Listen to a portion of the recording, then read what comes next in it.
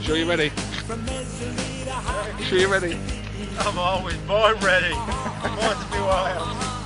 I'm on my way from misery to happiness today. I'm on my way. How's it going? Rickers, You alright? Keep going.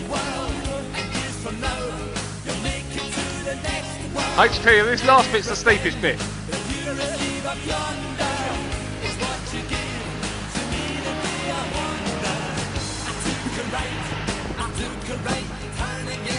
Seen that? The Burger King. Is that motivation? Yeah. Burger. Whopper. Just got 3 minutes, it says on there. But the Spanish tell lies, you know that. That's the top up there.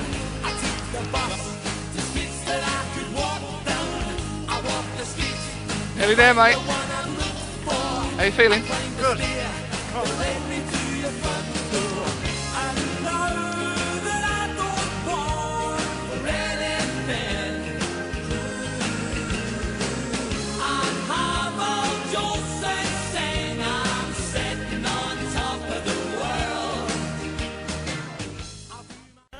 That's Usher, of course. 9:42, you join us on CBFM. In the studio with me this morning, Jason Scorthorne. Morning. Good morning. How you feeling? I'm not too bad now. I'm recovering. Well, the video's up on Facebook. If you just tuned in or don't know what's going on, Jason made a promise last week that he'd run up Cardiac Hill before the show, and he kept to the promise, and we were down there videoing it about half an hour ago, a bit less, and he finished off running all the way to the studio. Did you enjoy it? I'll tell you later. Now we know why they call it Cardiac Hill. That is a steep hill, isn't it? It's a seriously steep hill. We're not sure of the gradient, are we? I reckon it's around 75%, 75%. Yeah. You think it gets easy, and it hits you again. Yeah, it just gets steeper at that top bit. But it's got a kilometre all the way from the bottom It's to the top. From the bottom to the top, it's a straight kilometre from the roundabout down to Cardassar Beach. And we're going to monitor it after on Google Map My Run, so we'll give you a proper gradient next week and let you know the exact details. But from my point of view, it's damn steep. So you can do it again next week? No, give it another month. I'll get your lungs back together. I did it the other week. I was going down, but, I did Were it. you in a car? No, I'm running. I couldn't It's stop. easy going down, isn't it? You're going to come back. I couldn't stop. Once you get going on that hill, you can't stop. Right, how's things? What have you been up to? Getting ready again. Back in the gym training. Getting ready for the new Spartan race back in December. So that's going ahead again. Is that in Valencia? That's in Valencia again. They weren't going to do it this time, but they've decided they're going to reintroduce it back into Valencia. So this time I'm doing 2 races instead of 1. I'm doing the super and the sprint. So first race is 5 kilometres. Straight as that is finished, it'll be right round the course, back onto the super, What's which is the super? 13. 13, so Yeah. you're going to do 5 kilometres as a sprint. Yeah. Sprint. Sprint back to the start line and then get on the next one straight away if it's possible. So you do a 5 kilometre run, then a 13 kilometre Yeah. run. And this is over obstacles This and is all obstacles again, yeah. Oh, yeah. Just for the record, I am actually actively looking for a team. Anybody's interested? Something wrong with my headphones. Get one. You're the first on the list. I'll tell you what, Liz in Oregon, she'll go running with you. She's mental. Yeah. Mandy would, but she's got a bit of a dodgy crutch, so she won't be able to. But you said you're going to talk to us today about some basic tips for one-time workout. What's a one-time workout then? Because I get the impression that you do it once and don't do it again.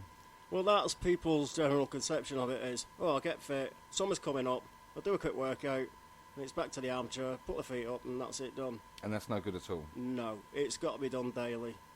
Little and often, 20 minutes a day, 7 days a week is the ideal way. Once, twice a week, it's not just going to get the results. And what should people be doing? If they're doing nothing now and they say, right, okay, I'll find 20 minutes, what do I need to be doing? Get up, move around, stick the radio on, and get dance to some of your music. It's an ideal way. Move around the house, do something, get up, move around. If you look on YouTube, there's a lady in America, Italian woman, and she's 95, and she's teaching her own yoga classes. Oh, yeah. Look, she's 95, and she's sitting on a chair, and she's just moving herself around. Yeah. Okay, it is dependent on your age and your range and your lifestyle, but just basic moving around is a start. It definitely is. Good to hear. All right, well, we're going to play the adverts, and then we're going to come back, and you're going to tell us a little bit about what to expect when you go to the gym for the first time, yeah? Oh, yes.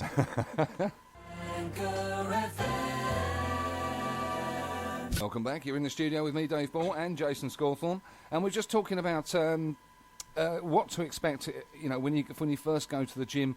It's quite an intimidating thing, I guess, for some people if you've never been before. Well, it is, and I think you've seen the video that I sent you about the animals and what kind of animal are you in a gym. Yeah. You do get married characters in a gym. Now, the first thing and I applaud anybody for the first time that walks into the gym, because it is the biggest challenge you will ever do. To walk into a room or an open space that's full of machines that you've never used, it's pretty intimidating. That's like when Graham Mitchell does his radio show. Sorry, Heartbreak Hill still kicking in. But you walk into a room, everyone's in there, all the high-tech kit, the mobile phones, the lycra, the muscles, the sweat. Well, the first thing people do is they're all looking at me. They're not. They're too wrapped up in their own little workouts or big workouts, is whatever they're doing. But some of the first things that people need to be aware of is check the establishment before you're going to go into it. Make sure it's got what you need. Ask who's on, what the monitors are like. Can they give you a program designed for you? Ask for a health check. How do I know what I need? In If what I've never terms? done anything before, how do I Yeah. know that gym's the one for me? Do you know what I mean? What Yeah. question should I ask? You should be asking, if you go to one of the monitors and say, I've never done this before, can you help me? And if the answer is yes, sir, not a problem, we can help you. Okay, great. You're in there, Yeah, okay? yeah. I'm going to need some assistance. I'm going to need some guidance. I'm going to need a program. Sorry, sir, we don't do any of that. I'd walk away. Yeah. I need a health check. I want to know what's going on with my body. I want to know things like my blood pressure. I've got a medical background. That is a big issue. Because there doesn't seem to be, and I've done this myself, and I'm sure many have. We go through phases in our lives where we think, oh, right, I'm going to go back down the gym and do a bit. And you go into the gym, you've never been in that gym before, nobody knows you. Whether they, I'm not built like a bodybuilder, so they don't look at me and go, well, he obviously spends his time in gyms. Yeah. But I can walk in and pick up any machine or any equipment I want and do what I want. Which People have a natural assumption that once you walk into the gym, you know what you're doing. Yeah. But And there it's should not be the- surely some sort of monitoring on that. Yes, gyms should be monitored because a lot of accidents happen in gyms. People start lifting weights that are way too heavy for them. Next thing you know, they're lying on the floor, dislocated shoulders, broken toes, you name it. A gym is a dangerous place. Or you hear that big machine in the corner and the weights fly down to the floor. Some bloke Yes. looking next to it. It wasn't me. And along with trying to find out what kind of gym is suitable, find out if the staff are trained and qualified to be able to help you. That is a big one. Qualified, registered and insured. Make sure that they're going to put a program in place for you. They're going to do a health check regularly, every 6 weeks. Yeah. Okay? Because as we get older, life changes. Our bodies change, even whether we think so or not. The blood pressures change. The heart conditions change. Cholesterol, diabetes, the whole package of lifestyle is throwing things at us every single day, and we've got to work with that. And as So, if you are training and you're in regular training, then you shouldn't be sticking to the same training program for years and years either. Then you should be 6 weeks. evolving it. Oh, you did say this last week. Sorry. I did, yeah. And like we said, it's about going back over issues all the time and just reaffirm. 6 to 8 weeks, the body will plateau. The Yeah. body gets used to what you're doing. That's why if you keep doing the same program, it's going to become easy. Then it's going to get boring because you don't like keep doing the same thing over again. Repetition sucks. Yeah. And we've got to change that. Otherwise, you're going to get to a lull, your body stops changing, and you're going to, I'm not getting anywhere. Yeah. I've got a program to follow. I've got to be somewhere in 6 months. I've got to be on that holiday. I've got to be at that wedding. And after 6 weeks, body's not changing shape. You give up. Yeah. People get demotivated. Yeah. They Yeah. really, really do. Yeah, I mean, the first time I heard of that was last week. I didn't realise that there's this 6 week plateau, and then it makes perfect sense. But going back to this about people going to the gym or doing any sort of exercise and going, and I've done this, go flat out for a 5 kilometre run after not doing anything for 6 weeks, and the next day you can't walk. Preparation. Start steady. Work at your own level. And I mean your own level. If I put people on a machine, I'll say, what should I walk on a speed J on a treadmill? Is a normal question people ask. They'll look at the person next to them. They're running flat out 10 kilometres. The next person's on an incline of 10, walking at 6 kilometres. Everybody's different. The people next to you may have been doing that for 15 years. Work at your own natural level. But what about this feeling of that we feel we need to push ourselves? We need to gain anything from it. we need to go out and do that 5 kilometre run and come back and feel terrible and hurting and say, I'm doing something now, that's We working. want to feel uncomfortable, but not to the point we're dragging ourselves across the floor. And as a prime example is that run that I've just done up that hill, Cardiac Hill. Yeah. That was a scientific point of showing, look, drive down to the bottom of the hill, park up, put the trainers on, say, okay, everything's ready, I'm fine, and then go turn our ass all the way up that hill, get to the first bend, and Yeah. then your lungs are on fire. Warm up, pre-workout training, preparation. More time preparation than you're actually doing the workout.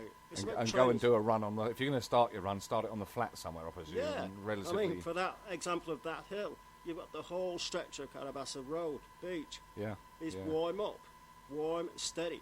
Get the body ready. It's like a car.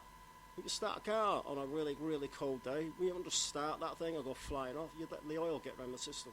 It's a shame we're not like those cartoon characters. You know, when your legs start moving really fast and The then you can Roadrunner. just... Yeah. It's one of my favourite characters. Time for music. One Back with day Jason. he will get payback.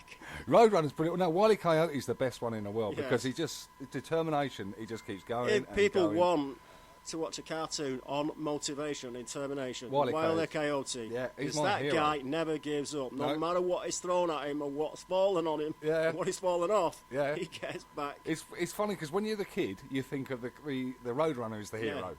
And when you grow up, it's Wile E. Coyote who's Yeah. actually the hero. And underneath that, if you look at cartoons like that, there are underlying messages in that to say, keep going.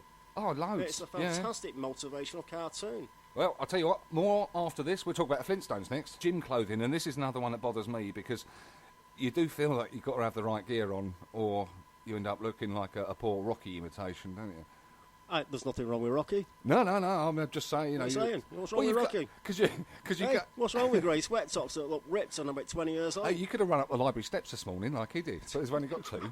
Adrian! Get some kids around, we'll be all right. But no, what I'm saying is you've got the two extremes, I think, when you go to the gym. You've Yeah. got the ones who have got all the nice, smart, well, not nice, but smart new gear, Yeah. and you've got the Rocky, you know, who's turned up in his dirty vest and scruffy shirt, like you have today. What nice and clean and free. The rough and ready look. We've got a bloke in Oregon. He's the lad, the son of Liz, he was talking to last week, Yeah. and he's called El Vestido because he wears vests. Oh. Just going to say thank you. She's, is it Mandy? Yeah, Mandy Tams. Yeah, she's just done the push-ups. Good work. Now do 20 burpees, please. Burpees? Yeah. What a burpee. Oh, are they the squats and Yeah. jumps? Oh, they hurt, Mandy. Yeah. You'll have to oil your crutch for that one. Right, we're going to play some messages, and then we're back with Jason after the news. Are you going to kick around for a bit, yeah? Oh, yeah. Should we get another coffee? Yeah, let's go on then. All right. Casablanca You join us. I'm back in the studio with Jason Scawthorne. How you doing this morning, Jason? You all right? I'm good now. I'm really, really good. I'm good. I'm glad they stopped clapping and all. Can you all move out now? Yeah, thanks. Okay, we were talking in the break about gym clothing and just before about the Rocky style and the just been to decathlon style. Yeah. And what should people be wearing then? I mean, Right. whatever you're comfortable in, or Best thing I say for anybody is write yourself a checklist.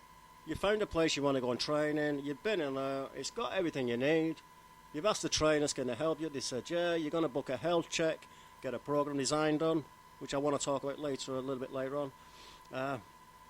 But then it comes to the fact that you're going to go and train. So you're going to need a gym bag. What should be in a gym bag?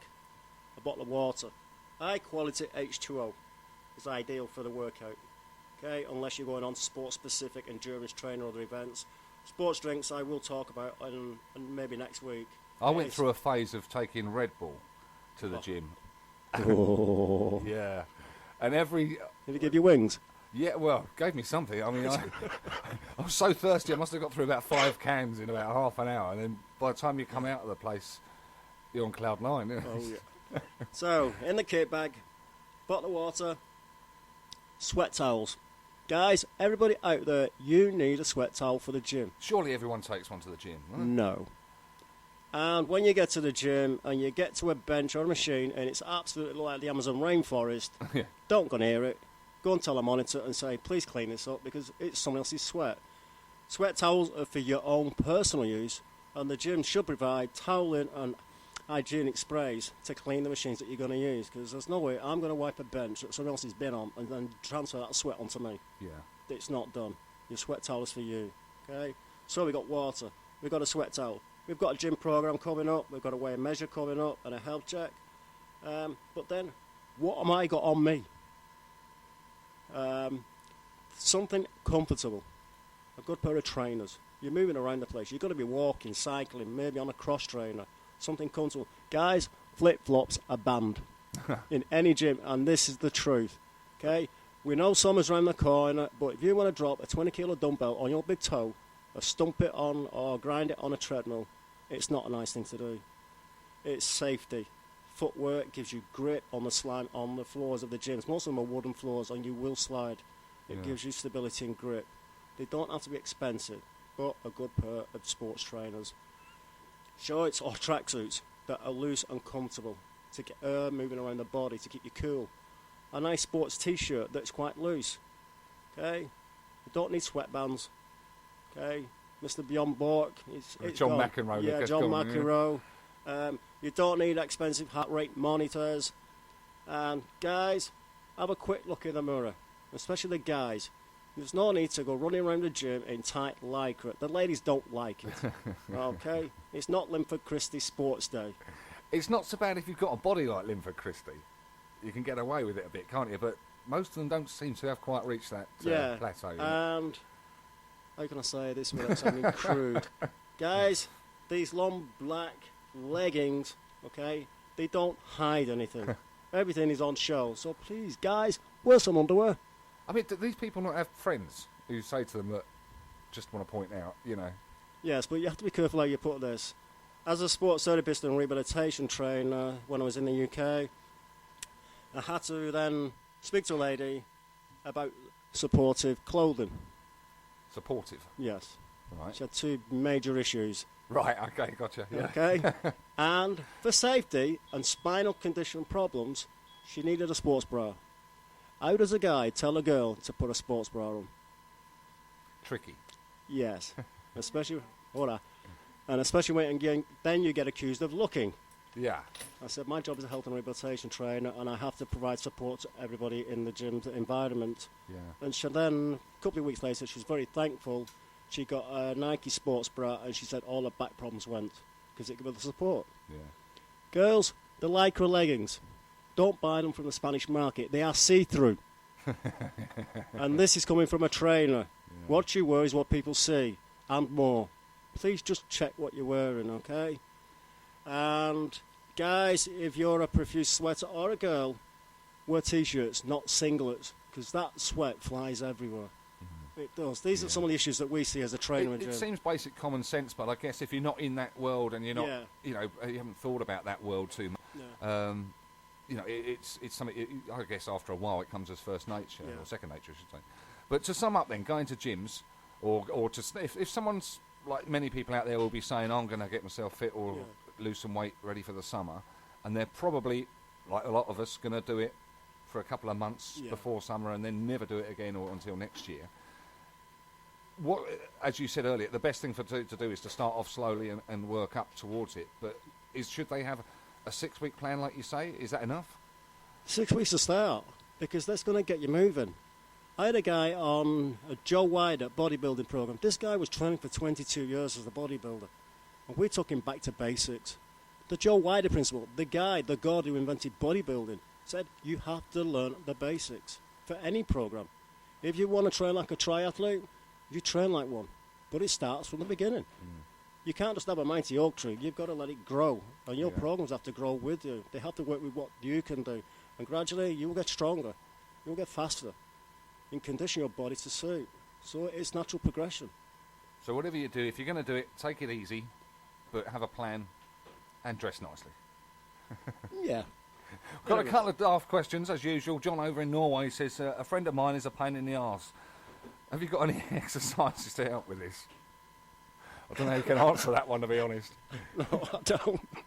And Mandy Tam says, she's done a bit of walking around with the laptop, and she's just done the push-ups, and the quilt is now off. Thanks, Mandy. Wow. Just going back to last week, question about osteoporosis. Oh, that was Liz over in Oregon, yeah. Yes. Some of the things that need to be started to do on that are weight-bearing exercises, Uh-huh. because with osteoporosis, it is a major condition with the bone systems. We've got to get the bones stronger, putting weight-bearing exercise onto those bones, because when you put pressure on the bones by lifting controlled weights, okay, and walking will help, not cycling, Right. because when you're cycling, you're supported by the seat, so it's actually not as weight-bearing, but on walking it is. Yeah. We want to put some weight-bearing issues on those bones, because when we do that, the bones will then chemically signal through to the brain, say, we're under attack. And it will then try and pump more calcium into the bones and make them stronger. So a good conditioning program, light weights, just a little bit weight-bearing, natural body weight, but also include a lot of flexibility to keep the joints supported as well, Uh-huh. and protect the joints. Okay, What, it's like just- yoga or something like yeah, that? yoga, Pilates, using the machines in the gym to give you support, daily walking. But obviously people have pain and conditions, so it's learning about pain thresholds as well, working with your own ability. But good weight-bearing exercises will help with that condition. Fantastic. Well, it's been great to have you in again, Jason. It's been great, thank you. What are you going to do for us next week? I've got an idea. You could swim from Tabarka Island to the beach. It's only 5.7 kilometres. And then we could bring you up here for the show. Bring me up from the bottom of the sea. Drag you up here. I have a quick idea, I'll roll this by you. I'm now training for the Spartan race in December on behalf of the Samaritans in the ACC. Good man. I am now looking for a team of 10 people to take there. If you're feeling fit and ready or want to join in, I'm going to hopefully start boot camp classes down on Carabassa Beach weekly. But giving this question out to all the listeners, once a week fitness challenge for Jay. You send it in, and if it's within reason, I will try and do it. Yeah? Well, we'll put that up on the page as well later Yeah. and see what they come up with. And Tabarka Island is not in it. You watch Mandy Tams come up with something. They'll be involved in eating jam on the way or something like that. How many pots of jam can you eat? Yeah. Anyway, thank you very much for coming in. We'll see you again next week. Definitely yes. And where are you off to now? What's happening the rest of the day? I'm going home and I'm going to play on my Spartan climbing frame I've just made. Oh, have you? Yeah. That's an exercise, I take it, not... It's a big You've got a climbing swing as well. Well, the boys, my two little boys, thought it was their climbing frame. It's not, it's mine. It's got a boxing bag on it now. It's got TRX hoops. It's got chin-up bars on it. It's got a 15-metre rope with a big tractor tyre attached to it. So, yeah. That's not exercise, that's a torture chamber, mate. Call it what you want, it's mine. Thank you very much to Jason Thank you. Scawthorne. Cheers, mate. You're listening to Dave Ball on The Breakfast Show. Costa Blanca FM. Don't blame it on sunshine. Costa Blanca FM, the medication station nation sensation. Living on the boogie. The sound of the Costas. Sunshine. 102.4 FM. Sunshine through your speakers. Living on a boogie.